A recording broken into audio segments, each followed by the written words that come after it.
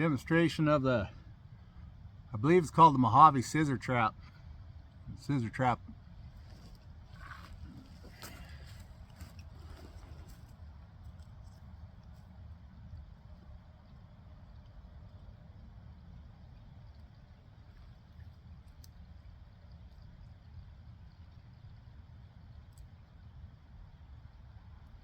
Watch your eyes.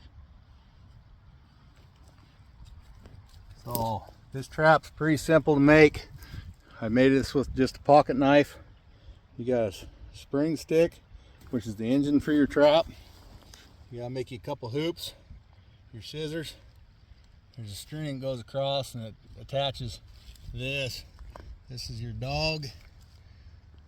This is your bait stick. You then close this, put bait on your bait stick. We'll go ahead and fire it off. I'm gonna put it back here so you can actually see the whole thing work.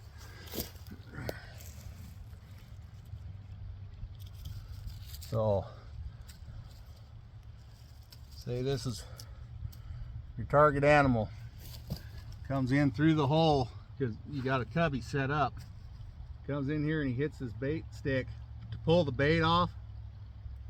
It cams. You got your critter. So the last trap we made, we used just the axe. How about this time we just use a knife? My grandma, she bought me this knife. I've had it a long time. My grandparents are all dead and gone. My grandpa on my dad's side passed away before I was ever born. Never got to meet him. He is a Navy veteran as well, Bob. But my grandparents, my dad's mom was still alive, and her mom was still alive actually while I was around, and they just lived across the street from where I grew up. And my great aunt Edna, well, she was a fantastic woman. They all lived through the Depression and knew what real hard times was.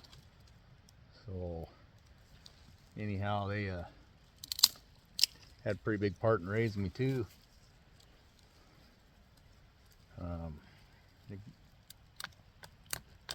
So this is the Mojave scissor trap, I believe it's called. Scissor trap regardless of the name.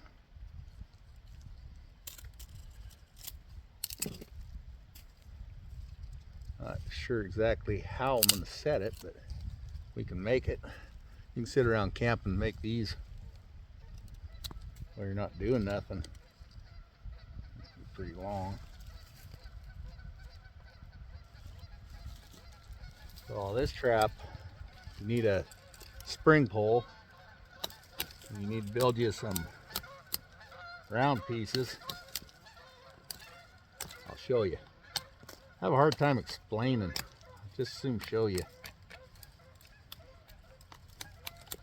Anyway, my grandma on my mom's side is the one who got me this knife. That was just shortly after I got out of the Navy, and I got out in '04. I've been out a long time. So I've had that knife a long time. It's a good one.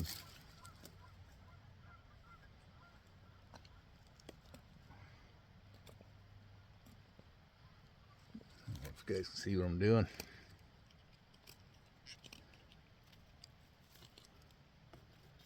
So this is another kill trap.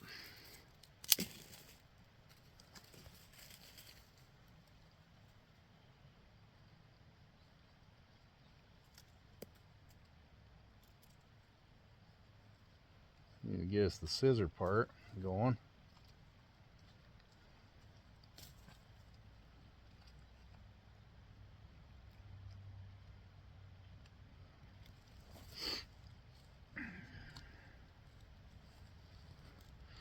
My great aunt Edna, she's a sweet old woman. She's about as round as she was tall. She's a little short gal, just sweet as can be. And I spent a lot of time when I was sick or whatever. I go over to her place, and she never had much money, but she could go into her refrigerator. It always just shocked me. She'd go in the fridge and there wasn't anything there but maybe a little bit of jam, a couple pieces of bread, maybe some old raisins and stuff. She'd whittle up like a bread pudding. She's always making homemade breads, sauerkraut. You know, like I said, they lived through the Depression, so they canned everything. Raised meat rabbits, had an awesome garden, just a beautiful garden. And this darn willow tree. There's a willow tree out there. So back when I was growing up, you got out of line, you got a butt kicking, and I mean a switching. Like brought this one back, didn't make that noise. You'd have to get your butt whipped by that little switch and then go get you another one. I think the whole thought of having to go get your own switch, you know, and you'd go out there and cut you one off the willow tree, and the whole way back is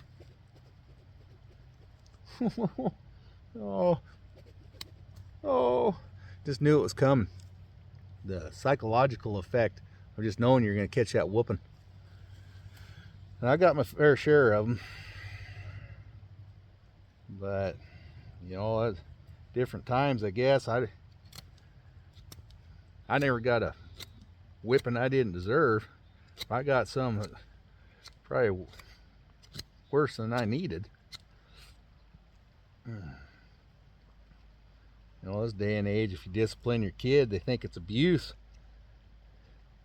You know, spare the rod. I'm not for child abuse per se, but butt kicking never did nothing to me but teach me discipline and how to act right. And, you know, I think there's a right way and a wrong way to doing it, but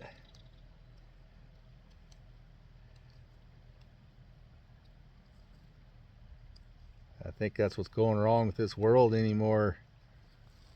Too much entitlement and not enough discipline. So like I say, I got parachute cord, brand new roll of it.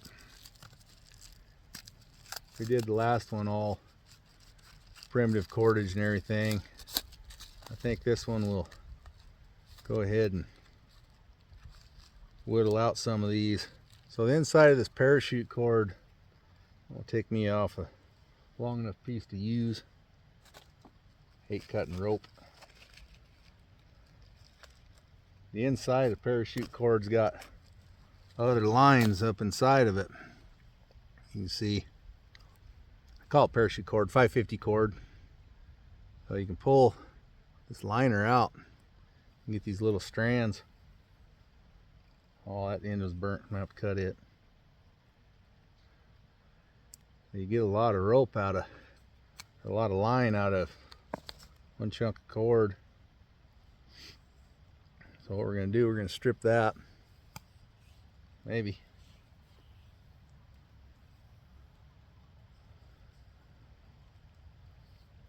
So now we've got all these little lines. I'm going to grab just one single strand. You can break this down even finer. So you can take them apart and even get more out of it.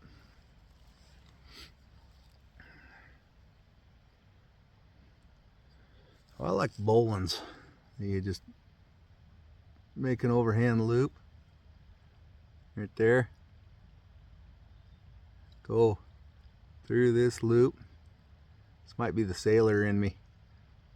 Rabbit goes through the hole, runs around the tree, jumps back through the hole. That's how I learned it.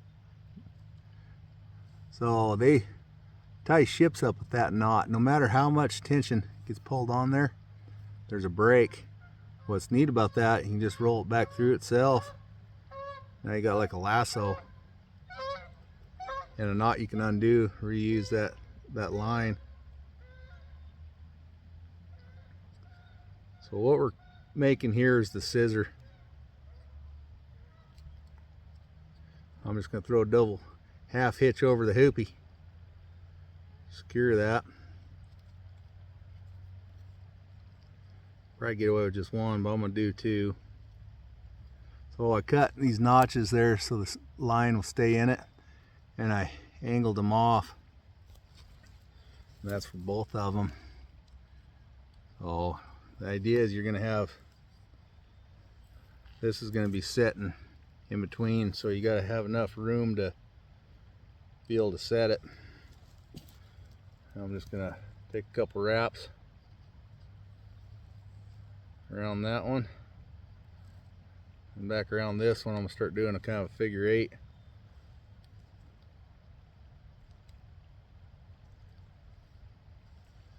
Now I'm going to go up through the middle of it. Maybe if I can get my fingers to work. I'll tighten that one down. Just going to throw a couple half hitches over it.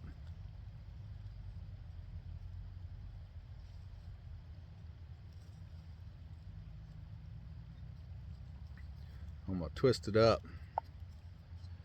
tighten it a little bit.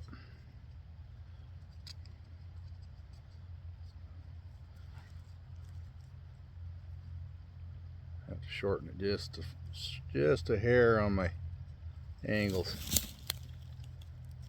I just hurt him.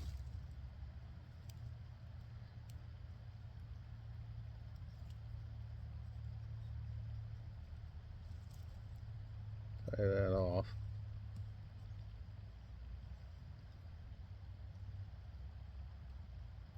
So you can sit around camp at night, make a bunch of these, have them ready to go.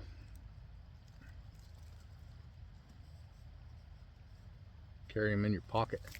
All you need is your spring stick.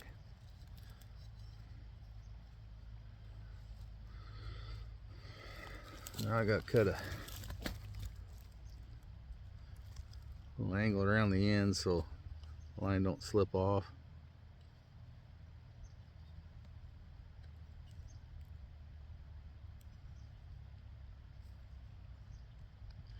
Pulls tight.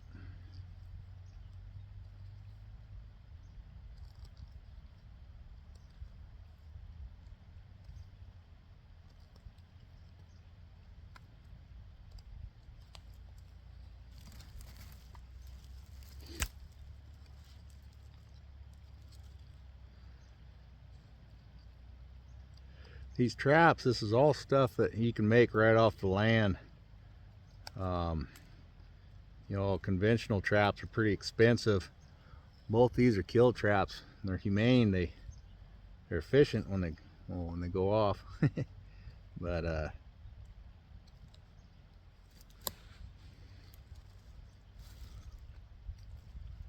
better tie a couple more. Can't tie a knot, tie a lot.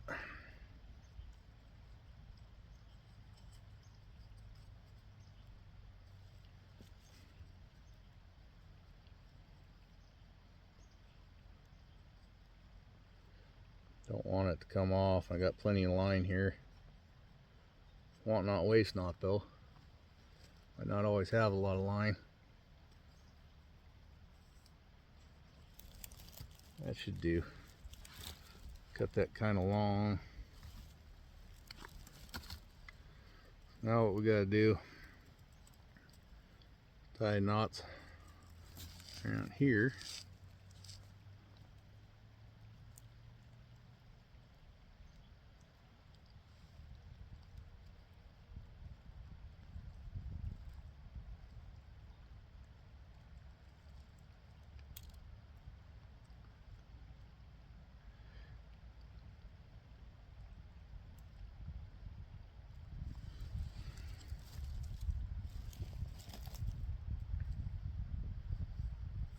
Yeah. Put it down here a little bit.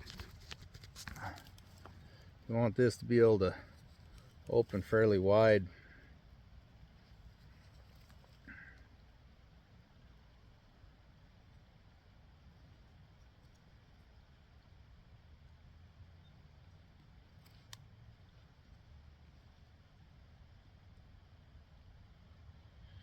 I've seen this done a couple different ways here.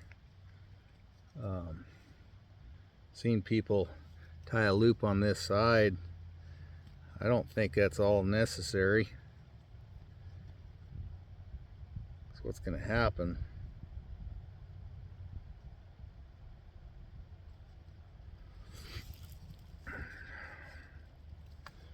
So we're going to put this inside a hole. There's going to be another line going up to a tree. There's going to be a trigger stick. There's going to be a loop around here, and it comes up and it cams. I got to tighten that up a little more, but it pinches them in there.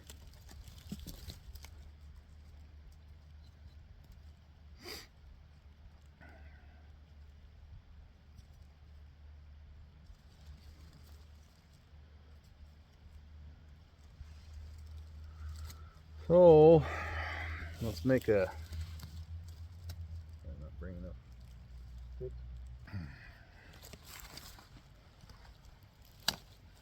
That didn't work. Alright, I'll sharpen each one of these ends and make one more of these.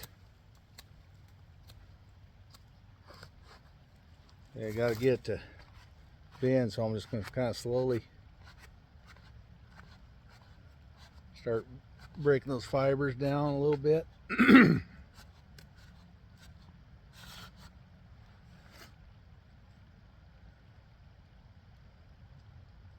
Gives a hoop out of that. I think that'll work. Make another one. Make the same length, huh?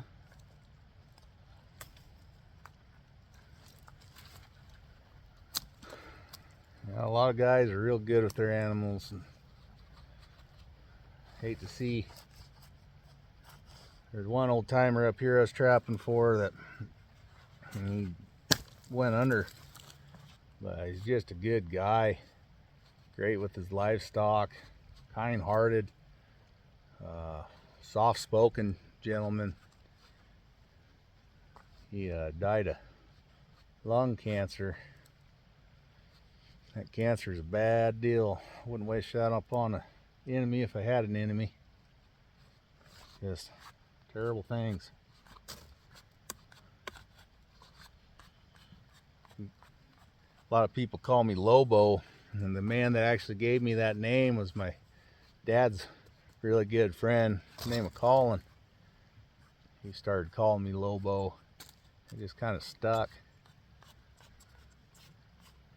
My camp name was given to me by a gentleman named Bear Claw, and he calls me Runs with the Wind. So when I was packing a guide and I packed with him, we had a spike camp out in the mountains 16 miles from base camp. And base camp was up this nasty mountain road. I think it was 11 miles down to the river, and there's another 15 out to the meat shop. Well, I rode in to check on this spike camp, and they had a bull elk down. So I loaded it up and I packed it out to base camp, jumped in my old Bronco, drove down to town, dropped it off at the meat shop, came back up base camp, got to base camp, grabbed some new horses, and I rode back in that night. So it was 32 miles on horseback, and however far I drove, I showed up just after daylight the next morning. Old Bear Claw, he looks at me, I thought you said you was taking that elk to town. I said, well, I did. He says, well, when'd you sleep? I said, well, on the ride back in. What are you doing, kid? I'm gonna get me another mule. Hey, friendly.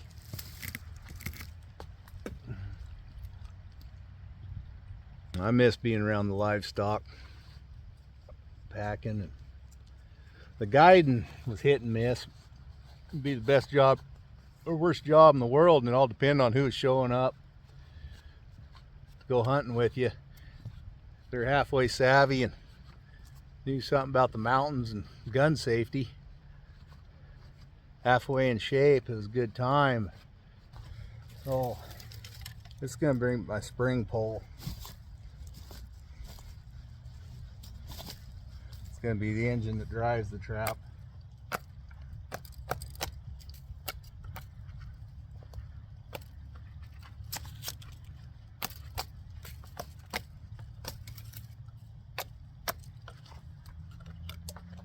You don't have to get it totally cleaned off, but the less resistance you have whipping through the air, the faster the trap's going to be.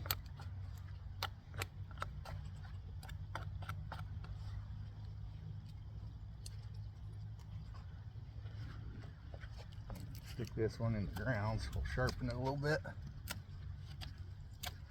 Sharpen a little bit. This knife needs sharpened a little bit.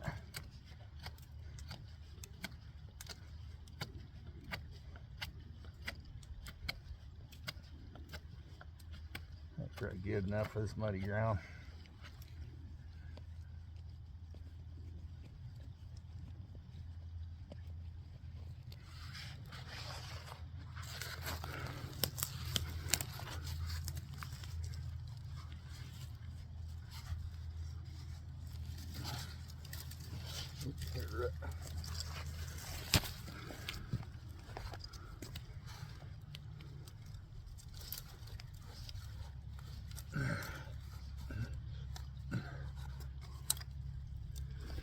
We'll bend this over. We'll hook a line to it. Get you a different angle here.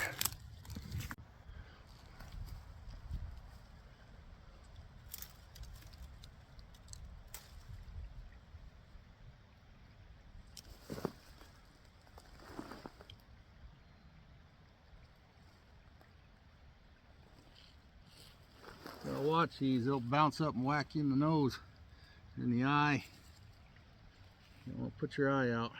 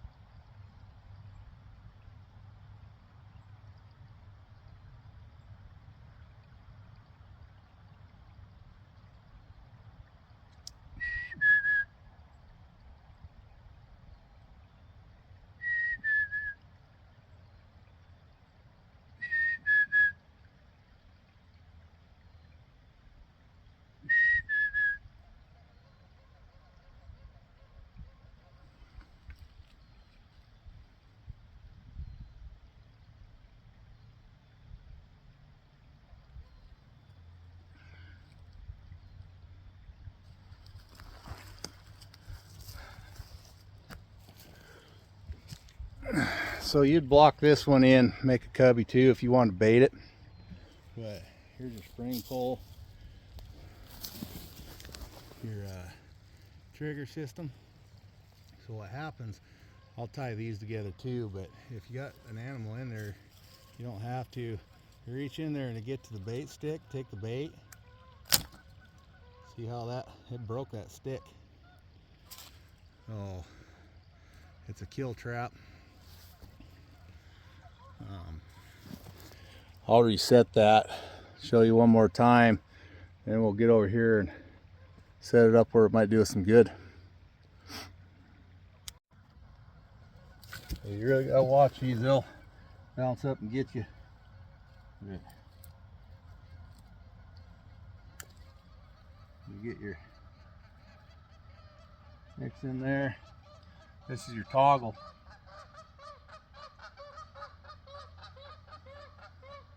Get a bait stick again.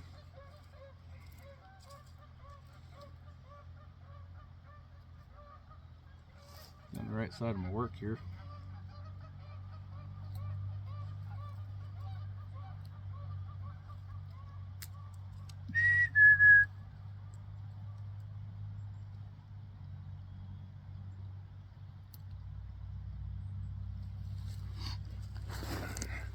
So I say we'll build a cubby up and over this, so they have to come through this hole. You put your bait right here on this stick, back in being enclosed.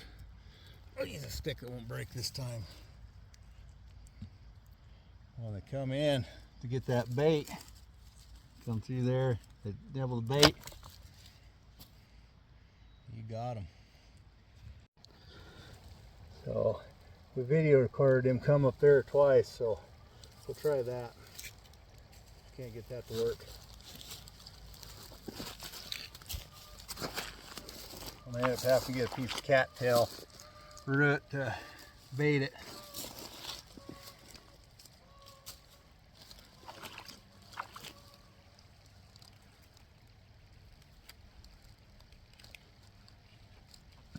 Oh, that's a rocky bank too.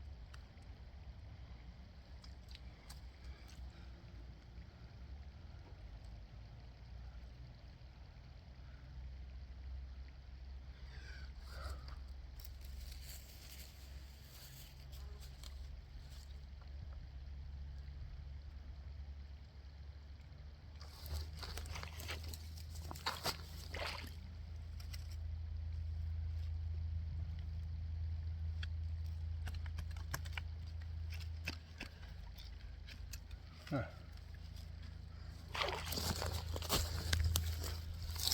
Okay. Find somewhere that'll stick.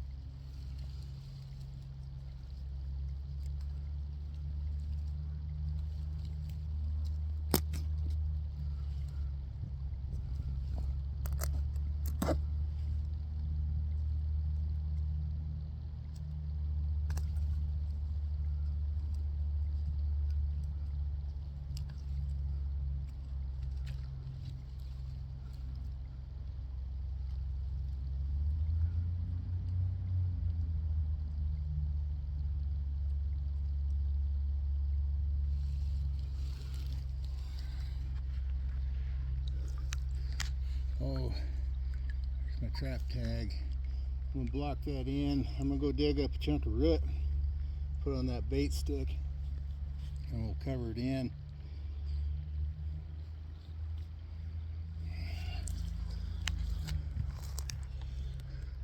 Find a chunk of cattail. cattail root. There's cattail over here. So here I've got that Mojave scissor trap all set up. I'll see if I can show you here.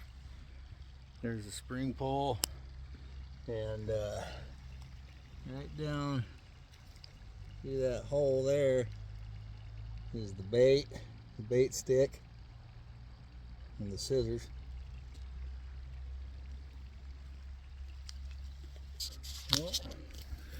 The water came up a little bit, not much, but we'll see if we can make a catch. Trapping's a number game. You ought to have a bunch more. They're just getting her set up, so we gotta make sure we have this tied on there. Oh, I got one on this one already. Well, there's my trapper's tag, trapper's ID. So basically that's a primitive conibear trap, kill trap. Any luck, maybe we'll get one.